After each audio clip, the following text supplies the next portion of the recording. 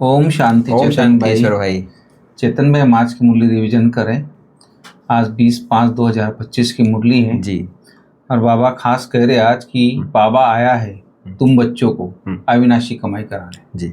अभी तुम ज्ञान रत्नों की जितनी कमाई करने चाहो कर सकते हो, तो ये अविनाशी कमाई के लिए बाबा खास इशारा दे रहे हैं। हाँ, क्योंकि ये आत्मा की कमाई है जी, रूहानी कमाई है जी, भविष्य जन्म जन्मांतर के लिए कमाई है, बिल्कुल। इसलिए अविनाशी कमाई है। परमात्मा द्वारा कमाई है, जी, परमात्मा याद से कमाई है, परमात्मा ज्ञान से कमाई है। तो ये अविनाशी कमाई हो जी, और इसमें कोई लिमिट नहीं है। जिसको जितना पुरुषार्थ करना चाहें, जितना कमाई करना चाहें उतना कर सकते हैं। दुनिया में तो हर एक की कैपेसिटी और इसके आधार पर रहता है, लेकिन यहाँ पर जितना जो पुरुषार्थ कर लेगा, जितना जो लगन में मगन रहेगा, जितना जिसकी सच्चाई सफाई होगी, उतना कमाई जमा करते जाता है। जी। चेतन भाई, जो इतनी ऊंचा ज्ञान बाबा देता है, श्रेष्ठ ज्ञान देता है जीवन को, लेकिन मनुष्य आत्मा के अंदर कई जन्मों के आसुरी संस्कार जो अंदर है जी, वो बदल नहीं पाते। इसलिए बाबा ने आज बोला कि आसुरी संस्कार बदल दैवी संस्कार बनाने के लिए कौन सा विशेष पुरुषार्थ करना चाहिए, उसके ऊपर बाबा ने बताया।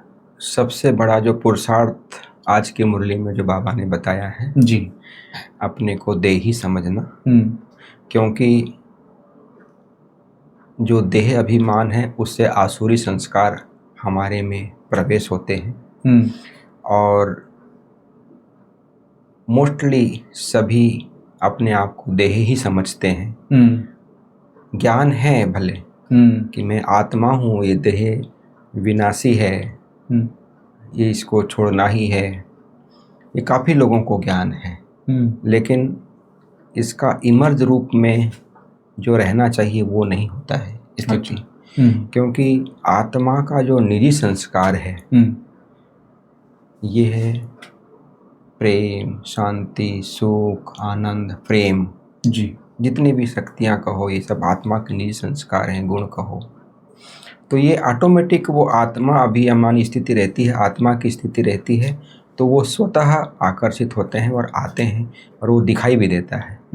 और यदि हम देह भान से रहते हैं तो शरीर समझते हैं जी, तो शरीर समझने से, क्योंकि ये शरीर विकारों से जन्म लिया है और अभी जो 5 तत्व है ये भी तमो प्रधान हो गए हैं। जी, तो शरीर भी 5 तत्वों का बना हुआ है, खान पान भी ऐसा है, संग भी ऐसा है।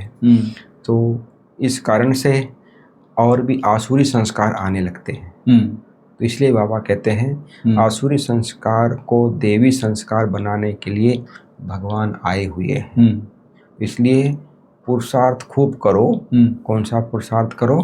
कि मैं देही आत्मा हूँ, ये बाबा ने कहा कि पुरुषार्थ करो। ये शरीर पीछे है, माना पीछे शरीर समझना है पहले, लेकिन दुनिया में मनुष्य क्या समझते हैं?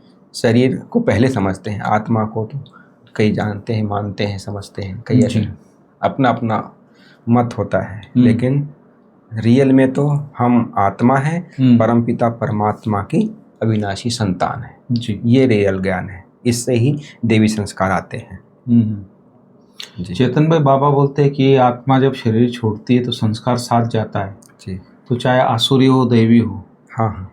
तो जब व्यक्ति जन्म लेता है नेक्स्ट, तो उसके कौन से संस्कार फिर इमर्ज, जो आसुरी होंगे या दैवी, माना कैसे, किस आधार पे दोनों संस्कार अंदर पड़े, उसका थोड़ा। जैसे कल भी बाबा ने कहा था ना जी, कि यदि हम पाप कर्म करते हैं, हमारे में आसुरी गुण हैं या चोरी के संस्कार हैं, तो ऐसे जन्म दर जन्म माना ऐसे डर्टी घर में जन्म लेंगे संस्कार के आधार, जिससे दुख होगा।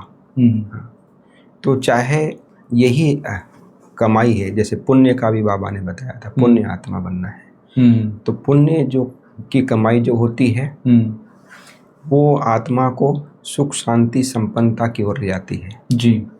और जो पाप की कमाई होती है दुख अशांति मना के तरफ ले जाती है जी। इसलिए बाबा कहते हैं पुण्य आत्मा बनना है, क्योंकि पुण्य की कमाई ही साथ जाएगी। ये जितना भी हम कमाई करते हैं दुनिया में, लौकिक कमाई है, धन दौलत जो भी है सब यहीं पर रह जाता है, लेकिन हमारी पुण्य की कमाई साथ जाती है। इसलिए जितना हो सके सबकी दुआएं लेना है, सबको सुख देना है जी, सबको परमात्मा का संदेश देना है, सबको किसी प्रकार का कोई दुख ना हो, रहम दिल बनकर सबको परमात्मा का परिचय देके ज्ञान योग की यदि हम पालना करते हैं तो ये सब कमाई होती जाती है जो हमारे साथ सदा जाती रहती है। बिल्कुल। चेतन भाई, एक बात और है, बाबा ने आज बोला है, एक बाप से अव्यभिचारी प्रीत रखते रखते कर्मातीत अवस्था को पाना है। इस पुरानी देह और पुरानी दुनिया से बेहद का वैराग होना चाहिए। बेहद जी हाँ, क्योंकि हम अनेकों को याद करते हैं जी, कभी किसकी पूजा करते हैं, कभी किसकी आराधना करेंगे, कभी किसको मानते हैं, कोई ऐसा किताब पढ़ लिए तो उसी के हो जाएंगे, कोई भक्ति जिसकी कर लिए तो उसी के हो जाएंगे। मतलब अलग अलग रीति से फिर कुछ दिन के बाद हमने और दूसरा कुछ सोचा तो उसके हो जाते हैं, तो वे भी चारी हो गए, अनेकता में बढ़ गए हैं, है ना। चाहे वो धार्मिक इसमें हो या चलो कोई भी इसमें मानता हो, तो वो भी अलग अलग रीति में बढ़ गया है। तो मन बुद्धि ये बढ़ गया है, मन स्थिरता नहीं है, क्योंकि एक ज्ञान नहीं है, सत्य ज्ञान नहीं है। इसलिए बाबा कहते हैं अव्यभिचारी, मतलब एक परम पिता परमात्मा, क्योंकि पिता एक ही होता है, सदगति दाता एक ही है, भगवान एक ही है। यदि एक का ज्ञान हो और आत्मा का ज्ञान हो तो सहज रीति से हम इस बात को समझ लेते हैं कि भाई हमारा जन्म कैसा होगा, और अव्यभिचारी याद, एक परमात्मा की याद से ही हमारे जो विकर्म विनाश होते हैं वो हमको स्मृति रहेगी और अनेकता में हम भटकेंगे नहीं। जी बिल्कुल। तो कभी किसी के कभी कुछ में ऐसे भटकते रहते हैं। तो इसलिए बाबा ने आज खास ज्ञान की सब्जेक्ट को खास आज हाईलाइट किया है आज की मुरली में, कि ये अथाह कमाई है, अविनाशी कमाई है, इसको कभी खोना नहीं चाहिए जी, भारी कमाई है, इतना बाबा ने कहा। और जिसको जितना कमाई करना है उतना कर सकते हैं। अविनाशी ज्ञान रत्नों की झोली जितनी भर सकते हैं हम भर सकते हैं, यही समय है। बिल्कुल जी। और ये ज्ञान केवल अभी के लिए नहीं है, अभी तो हमें मिलता ही है सब कुछ, प्रेम सुख परमात्मा का सानिध्य मिलता है, लेकिन बाबा कहते हैं ये ज्ञान है नई दुनिया के लिए भी, ये कमाई है नई दुनिया के लिए, भविष्य के लिए, जन्म जन्मांतर के लिए, है ना। और भक्ति में जो होता है इस पुरानी दुनिया के लिए होता है जी। तो पहले बाबा कहते हैं ये बात पक्का करना है कि पहले हम आत्मा है, शरीर ये पीछे है जी। लेकिन हर एक दूसरे को क्या देखते हैं, शरीर समझते हैं, शरीर के साथ संबंध में आते हैं, शरीर ही समझकर हम कारोबार करते हैं। अच्छा। लेकिन आत्मा पहले है, वो उसको प्रायोरिटी नहीं देते हैं, इसलिए बाबा कहते हैं ये उल्टा हो गया है। तो मनुष्य उल्टे ज्ञान में चले गए हैं, इसलिए गिरती कला हो गई जी जी। बाबा कहते हैं ये तो विनाशी शरीर है, लेते हैं छोड़ते हैं। आज बाबा ने आत्मा का पाठ बहुत अच्छा पक्का कराया है जी। यदि देह समझते हैं तो आसुरी संस्कार सहज आते जाते हैं। सही कहा चेतन ने, बहुत अच्छी अच्छी बातें धारणा की आपने बताई है, क्योंकि मेन तो आत्मा और शरीर दो चीज़ें हैं। हाँ। तो बाबा ने आत्मा कैसे बनना है उसके ऊपर डिटेल सारी बातें आज बताई है। तो और बाबा खास धारणा के लिए भी एक बात कह रहे हैं कि कोई भी करते हुए बाप के डायरेक्शन के विरुद्ध नहीं करना है, युद्ध के मैदान में हो जी जी, तो कभी भी हार नहीं खानी। बाबा बोलता है डबल अहिंसक बनना है। तो डबल अहिंसक और युद्ध का मैदान का वर्णन बाबा ने किया जी जी। हाँ, क्योंकि दो प्रकार की हिंसा होती है जी, आज बाबा ने कही। एक तो काम कटारी चलाना जी, और किसी को मारना पीटना लड़ाई झगड़ा करना, ये स्थूल में जी। तो वो वाली को तो समझते हैं, सबको ज्ञान है, लेकिन एक काम कटारी, काम महाशत्रु है, काम विकार महाशत्रु है। जो अपवित्र बनते हैं है ना, भोग विलास में जाते हैं, वो काम विकार है, सबसे बड़ा आत्मा का शत्रु है, हमारा शत्रु है, दुनिया का शत्रु है। उस चीज को हम समझ नहीं पा रहे जी। फिर दुनिया, ये लोग तो कहते हैं कैसे दुनिया चलेगी, है ना, ये सब बातें पर सब दुख का कारण तो वही बना, परमात्मा चला रहा है, परमात्मा स्वयं कह रहा है जी, काम जीत जगत जीत बनो। तो इसलिए नहीं, बड़ी बात तो ये आज तक थोड़ी भगवान ने बोला, अभी संसार का परिवर्तन का समय, इसलिए अभी बोल रहा है कि नया जीवन मिलना है, नया संसार बनाना है। हाँ, तो इसलिए बाबा मुरलियों में कई बार कहते हैं ना कि भगवान एक ही आस रखते हैं, एक ही मांग करते हैं कि इस एक जन्म में पवित्र बनो जी, मेरे खातिर पवित्र बनो। बिल्कुल, एक आस, तो दुनिया बदल जाएगी जी। बिल्कुल, तो ये जो ज्ञान है परमात्मा ज्ञान है, इसलिए बाबा कहते हैं आत्म अभिमानी तो बनना है, साथ साथ आज बाबा ने कहा परमात्मा अभिमानी बनना है जी, जिससे सुख मिलता है, शांति मिलती है। क्योंकि हम शांति धाम के रहने वाले हैं, आए हैं यहाँ पाठ बजाने आए हैं, ज्ञान से सद्गति होती है ना। यदि ज्ञान आत्मा में नहीं है तो परमात्मा अभिमानी भी नहीं बन सकते हैं, रस्ता रचना का ज्ञान भी नहीं है तो भटकते रहते हैं। भगवान पढ़ाते हैं, यदि ये हमें स्मृति रहती है तो बहुत बड़ा नशा रहता है। और दुनिया में तो ऐसे मनुष्य हो गए हैं जो गंदगी में रहने की आदत से पड़ गई है। जैसे कोई कीड़े होते हैं ना, वो वही गंद में रहता है, उन्हीं को उसी में सुख भासता है। ऐसे ही दुनिया में इतने व्यसन और इसमें उसी में सुख अनुभव करते हैं, शारीरिक इसमें सुख अनुभव करते हैं, लेकिन आत्मिक सुख क्या है उसको नहीं जानते हैं। तो मनुष्य एकदम दलदल में फंस गए हैं या गंद में पड़ गए हैं। इसलिए परमात्मा आकर ऐसे गंदगी दुनिया से निकालते हैं जी। इसलिए बाबा कहते हैं ये ज्ञान स्वयं को तो लेना है, औरों को भी देना है। कई बार तो ऐसा होता है औरों को ज्ञान देते देते भी स्वयं माया का ऐसा थप्पड़ लग जाता है कि स्वयं गंद में गिर जाते हैं जी, है ना। तो कोई इसलिए बाबा कहते हैं इन आँखों से जो कुछ भी दिखाई देता है वो सब विनाश होने वाला है।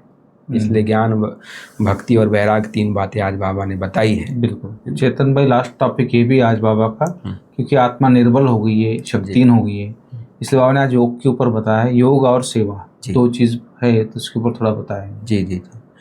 आज बाबा ने खास कहा है, रोज अभी कुछ दिन की मुरलियों में चल रहा है, योग अक्षर हमारे लिए नहीं है जी, याद।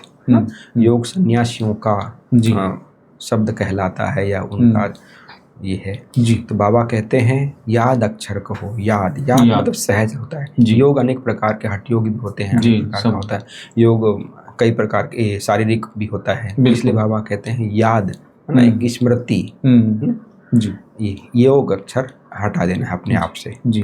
तो अनेक प्रकार के योग होते हैं। इसलिए बाबा कहते हैं चलते फिरते सहज याद है ना, चलते फिरते भी हम याद कर सकते हैं जी। इसलिए बाबा कहते हैं तुम आधा कल्प के आशिक हो, मुझे याद करो तो विक्रम विनाश होंगे।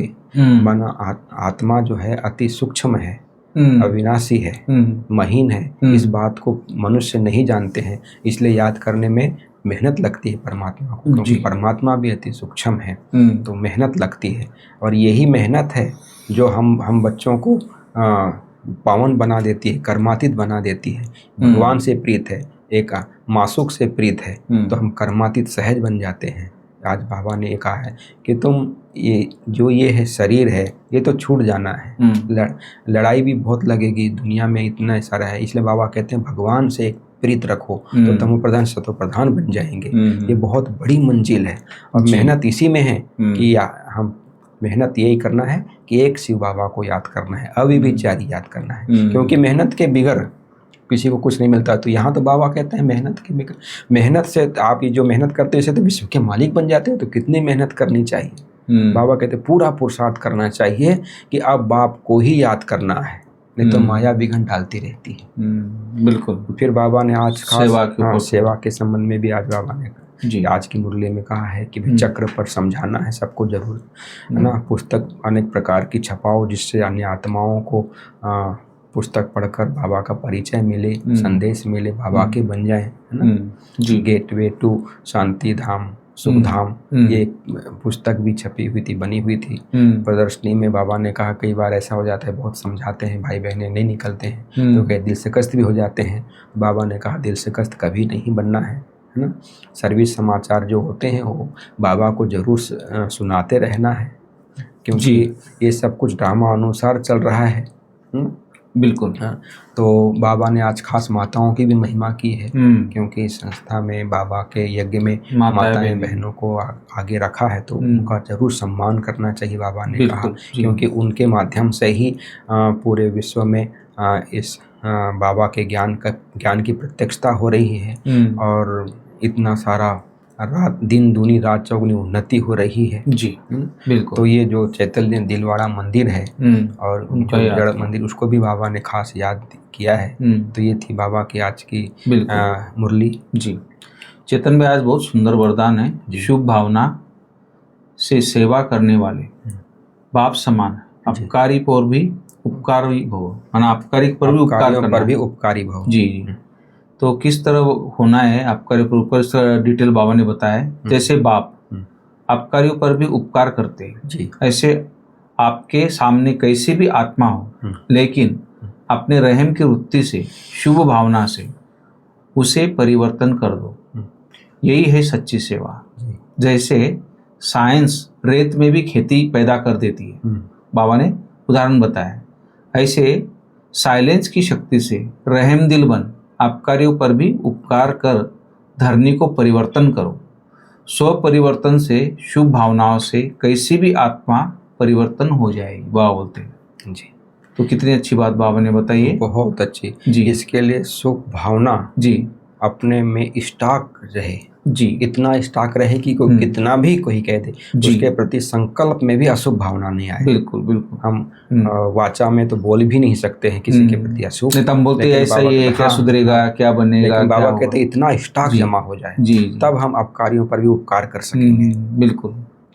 स्लोगन है चेतन भाई आज का, ज्ञान का सिमरन करना ही सदा हर्षित रहने का आधार है। वाह, कितनी अच्छी बात है जी। हर्षित रहना है तो ज्ञान का सिमरन, इसलिए बाबा कहते हैं ना वो जो शिवलिंग के ऊपर पानी ऐसे टपकता रहता है, तो ऐसा ही ये भी टपकता रहना है, बुद्धि में टपकता रहे। जी। आजकल अव्यक्त इशारे जो रूहानी रॉयल्टी प्यूरिटी की पर्सनैलिटी के ऊपर चल रहे हैं जी, बाबा बोलता है कि आप ब्राह्मण जैसी रूहानी पर्सनैलिटी सारे कल्प में और किसी की भी नहीं है, क्योंकि आप सबकी पर्सनैलिटी बनाने वाले ऊंचे ते ऊंचा स्वयं परम आत्मा है। देखो बाबा ने ऊंचे ते ऊंचे परम आत्मा का टाइटल, हमारी पर्सनैलिटी कौन बना रहा है, जी, वो जी, बड़ी बात है। जी जी। आपकी सबसे बड़े ते बड़े पर्सनैलिटी है। स्व प्रसन्न संकल्प में भी संपूर्ण प्यूरिटी, इस प्यूरिटी के साथ साथ चेहरे और चलन में रूहानियत की पर्सनैलिटी होनी चाहिए, माना है आपकी। बाबा बोलता है अपनी इस पर्सनैलिटी में सदा स्थित रहो तो सेवा स्वतः होती रहेगी, माना ये पर्सनैलिटी सदा स्थित रहो इसमें तो सेवा स्वतः होती रहेगी, बाबा बोलता है। जैसे कोई चीज ऑटोमेटिक सिस्टम हो जाता है कि भाई एक बार सेट कर दिए, तो आपने ऐसी स्थिति को अपनी ऐसे बना लिया, रूहानी पर्सनालिटी वाले बना लिए जी। हम देखते हैं दादियाँ और कुछ दौड़ भाग तो ऐसे थोड़ी करती थी, या जो भी हमारी बड़े बड़े दीदी हैं, वरिष्ठ लोग हैं, उनकी इतनी अच्छी रूहानी पर्सनालिटी बन गई है कि वो उनके चेहरे, चलन, दर्शन, प्रेजेंट मात्र से, बात करने के मात्र, संकल्प मात्र से भी सहज रुचि से सेवा हो रही है। ये है रूहानी पर्सनालिटी। बिल्कुल। तो ये बाबा एक एक चीज पूरी समझाते हैं। ये थी प्यारे बाबा की आज की मुरली जी। ओम शांति। ओम शांति।